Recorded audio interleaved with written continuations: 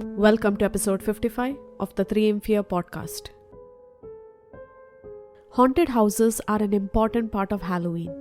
I'm not talking about the real haunted houses. I'm talking about those scary attractions that you're bound to see around Halloween, and nowadays you will definitely see one at the mall.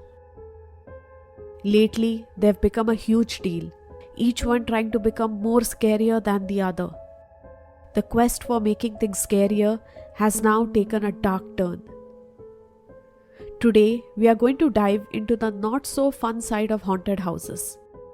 What was once a fun way to get scared has now become a bit of a risky business. You see, as places try to be scarier, accidents happen.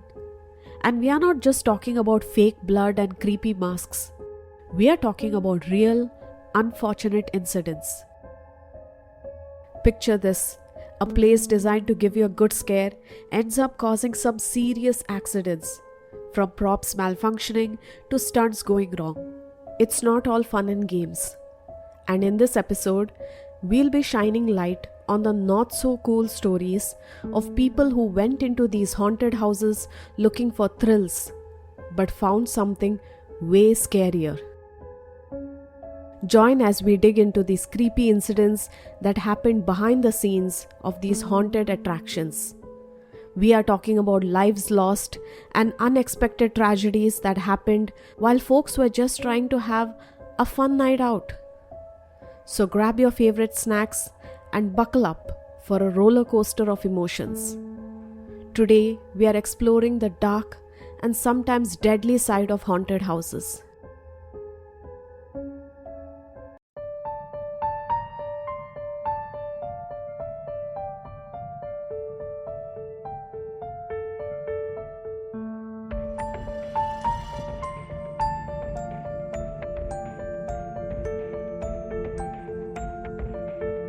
Hello and welcome to the 3am Fear podcast.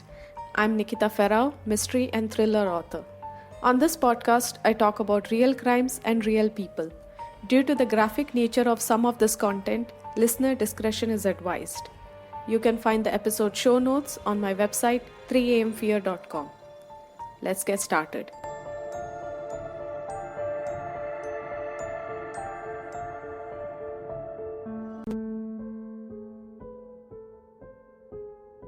A man dies inside a haunted house. On September 16, 2017, a student named Chong lost his life at a haunted house attraction in Hong Kong. Chong, a second-year architectural student, tragically died when a falling coffin pinned his head. According to the coroner, Chong had mistakenly taken the wrong path inside the haunted house. Even the staff noticed that he entered the restricted area. They thought that he was one of their colleagues and they didn't intervene. The misunderstanding led to this unfortunate accident.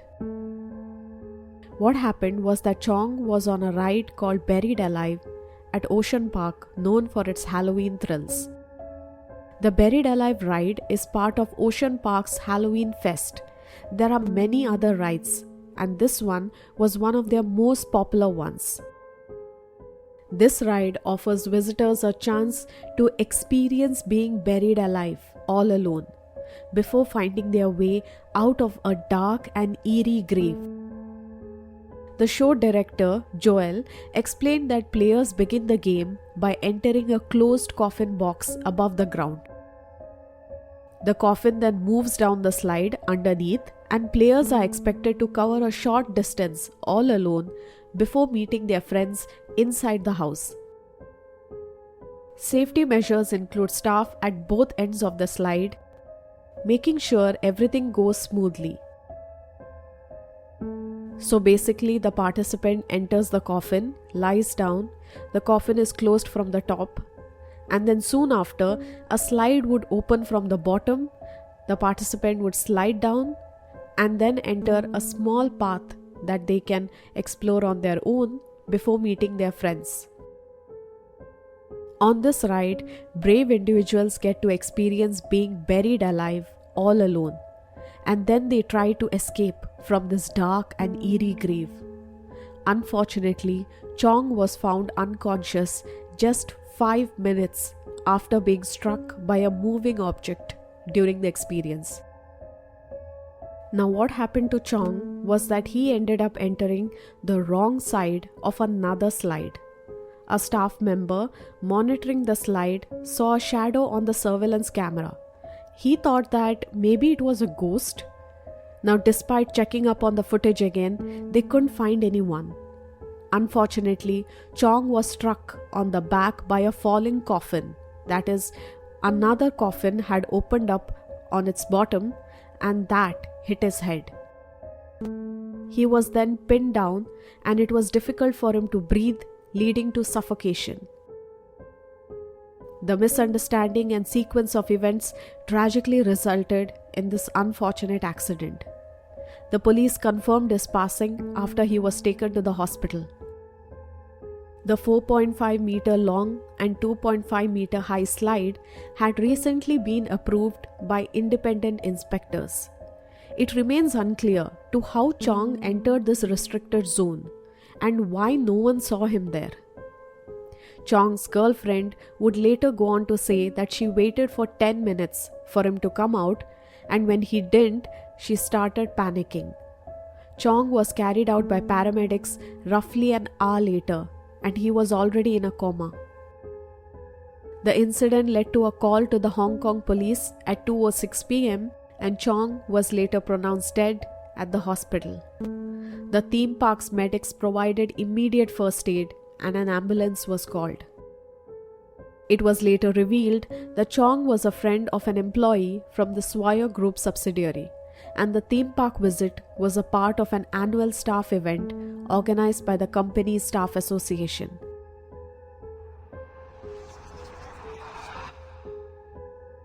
Accidentally hanged to death. Tragedy struck in Michigan when 14-year-old Caleb lost his life in a haunted hayride accident. Caleb was at the Alpine Ridge Farms, a horse farm offering Halloween-themed hayrides, when he found himself struggling with a noose around his neck. Sadly, people thought that this was part of an act and they didn't try to help him. His cause of death was determined as asphyxiation. Caleb was a Halloween enthusiast and he was looking forward to this job. He even volunteered to work for free because he wanted to be a part of this spooky experience. Unfortunately, during a switch between the scare stations, the noose became a fatal accident when it tightened around his neck. Now, a part of the act was to show that the noose was tight around Caleb's neck. So when Caleb started panicking and asking for help, everyone thought that he was just acting. His mother expressed confusion and sorrow, questioning why didn't anyone go to help him. Caleb was described as a kind and loving person. He was active in his church youth group and he was someone who enjoyed connecting with others.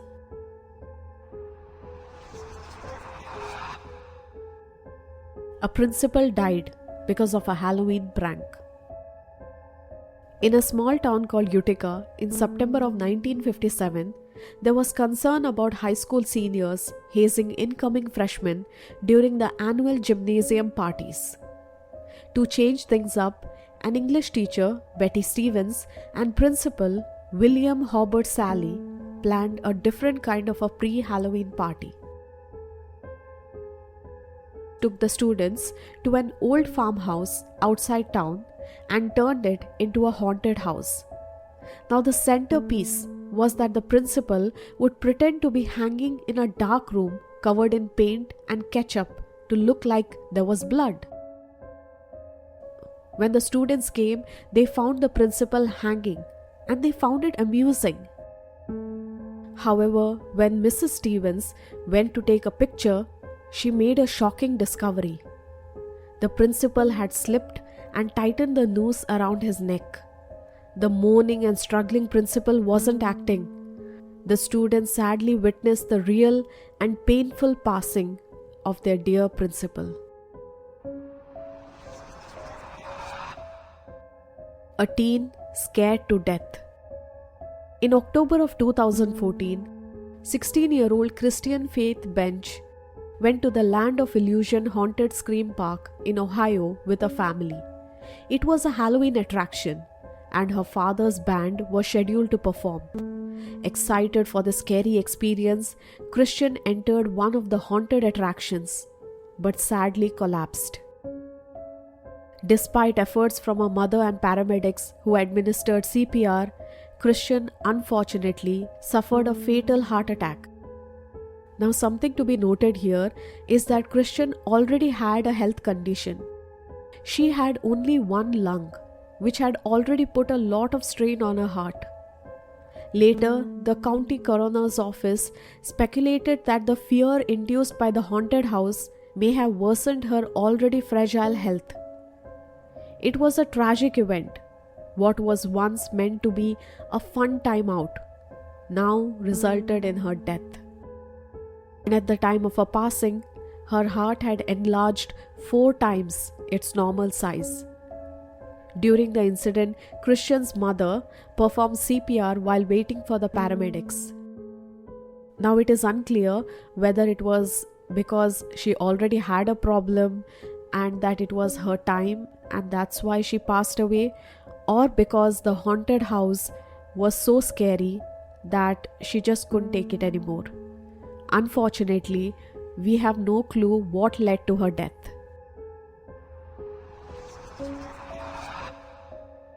Horror at Six Flags Adventure. This tragedy is said to be one of the worst theme park disasters ever. Back in 1984, Six Flags Great Adventure in New Jersey was just like any other fun-filled theme park on a spring day. Families and friends gathered, excited to enjoy the latest rides. However, for a group of teens from New York City, this day turned into a nightmare. A catastrophic fire erupted in the park, with flames soaring 100 feet in the air, claiming the lives of 8 teenagers and injuring at least 7 others.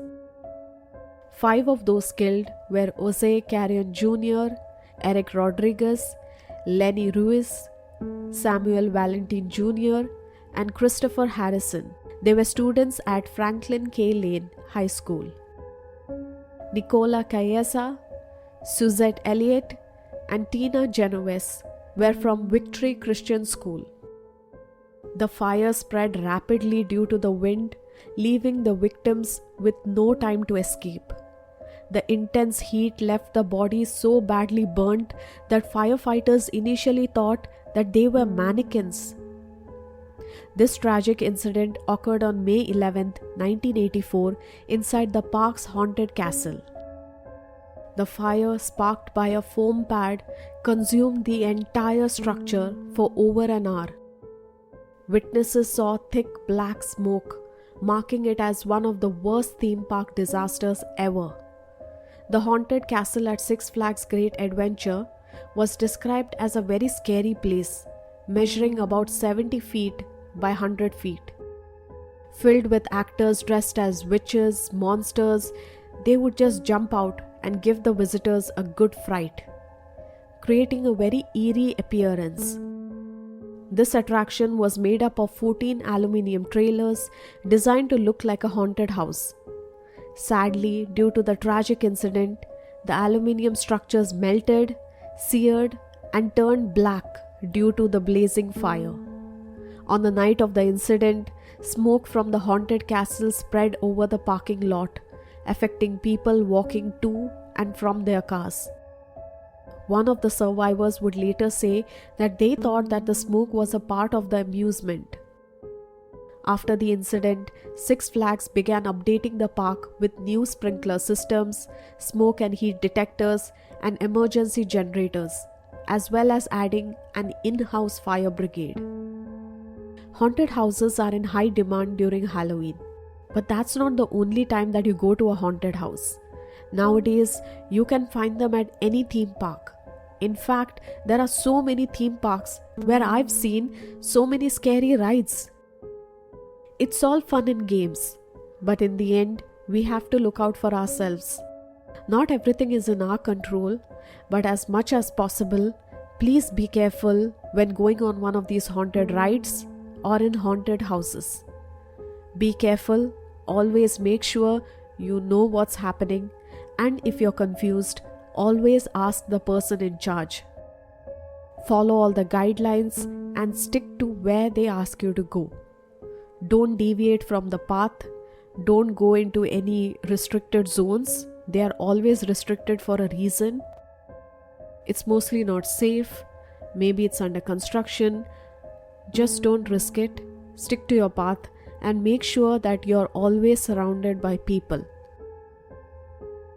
If you ever see someone who's walking down the wrong path, maybe they don't know that it's the wrong path. And if they do and they are purposely going down the wrong path, make sure that you inform someone in charge. Take care of yourself and the others around you and have fun. Be safe. A big thank you to all my fellow listeners who have been listening to all my episodes. Thank you so much. Your listens, your support means a lot. If you love my podcast, if you love the stories that I put out, then please do follow me on whichever podcasting platform you're listening from, and please do leave a rating. It will really help me a lot. You can listen to me on other platforms including Spotify, Apple Podcasts, and any other podcasting platform. If you are in India, you can always listen to my podcast on Gaana or JioSaavn. If you love to listen to strange and mysterious stories, then follow me on Instagram and YouTube, where I put out reels on such stories. These are completely different from the ones that I put out on my podcast, so do follow me on them. If you love travel, you can follow me on my travel channels. I'll link them also in the description. Until then, stay kind and stay safe out there.